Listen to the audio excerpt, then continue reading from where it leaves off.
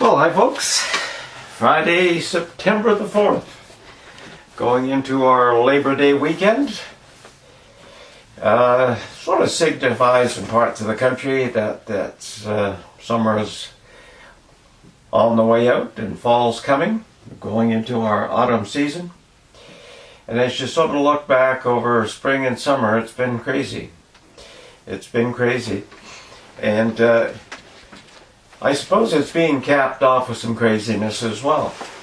And Trudeau is promising an exciting budget. He's going to give away billions more money. And I think we're in a conundrum. He's scared to call an election, doesn't want to look bad, and so he's going to promote a truckload of goodies that are going to take us deeper into debt. Realizing that nobody else is going to vote against it because they don't want to look bad. It's one of those crazy things. Hopefully somebody has some brass and will do the right thing. And it's interesting because if you don't think that there's an international operation going on, just look at how Trudeau is speaking right now with his Green Deal, his Green Budget, going back about climate change, using this, as they call it, this pandemic opportunity to reset and change things. And that's the same language that the IMF and the international community is talking about. What is called the New World Order or Agenda 21, even though you figure that's a conspiracy, you're right, it is a conspiracy that is actually happening and most people don't realize it. So just to verify yourself, again, I mentioned this many times before, you can go to the IMF, look at their documents, you can go to the with the World Health Organization, look at their documents, go to the UN, go to the World Summit that was in Rio 2012, look at all of the documents. So they're just online, they're there. Nobody's trying to hide anything because they know we're too stupid to sort of put it all together. But they're foisting a whole new thing on us, and it's going to be interesting. And on the other side, well, like I say, when you get health officials running the country, you get into deep shit. Well, maybe it's funny, or maybe they're just expressing some of their fantasies and trying to foist their fantasies on us. And by that I mean from. I'm not sure if anybody noticed it or paid any attention. The British Columbia government, through Dr. Henry, talking about for safer sex to use glory holes. Think about that. If you don't know what a glory hole is, well, look it up. You'll find the Urban Dictionary that'll tell you. And I say Tram and Dr. Tan as well, suggesting use a mask while you're having for doing sexual intercourse. It's safer to wear a mask. And again, I'm thinking maybe some of these clowns are just expressing their own fantasies and whatever. But it doesn't make any logical sense. It's sort of all you can do is laugh at it, sort of thing. It's funny, but it's sad because that's the way we're going, folks. And half of you out there probably aren't aware of those comments, didn't pay attention, and the other half probably. Maybe the other quarter didn't understand what the hell they were talking about, and the other quarter just didn't. It went over their heads. But I don't know. I think we're a funny bunch, and I think we really, really should wake up. And whether we are going to, I don't know. I'm noticing people in masks now rolling their eyes at people who aren't wearing masks, and these are the kind of people. These are the people who came really late to the party. They're into masks now, and it's, I think the evidence is there that, well, be a clown, be a sheep, follow the Pied Piper, put your mask on. But it's getting scary because people are now starting to try to physically intimidate everybody else who isn't wearing one.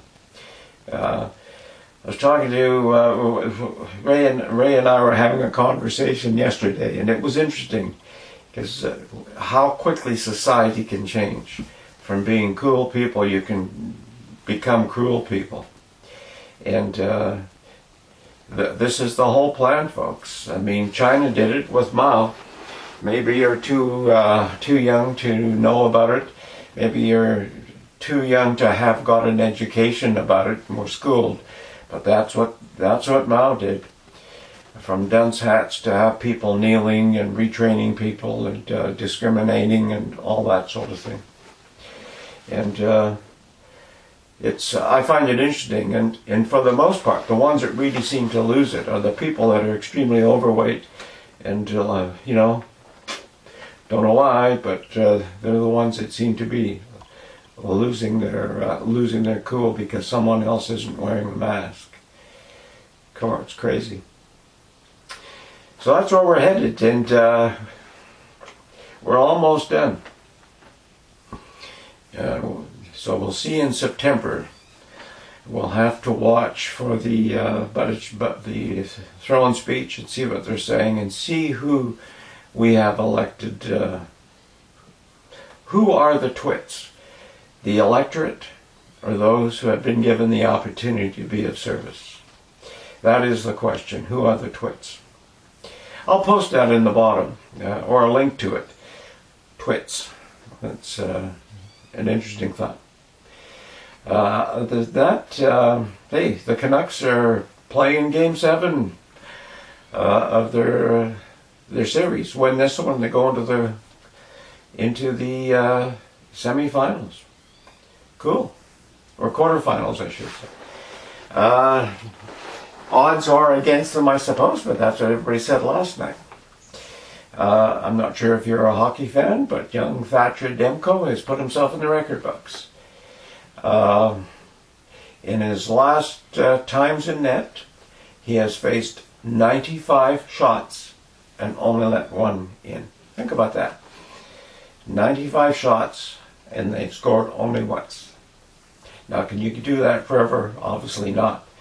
But it's a neat thing. This young man is in his early 20s, has really forged for himself. So he's in the record books. I think his performance last night, I think it was 48 saves. And he's the only rookie goaltender to come in and stave off elimination in a playoff round. Since I think they were indicating, and I haven't double-checked this, but the sports guys know what they're talking about. Since 1957, when Jacques Plante did it.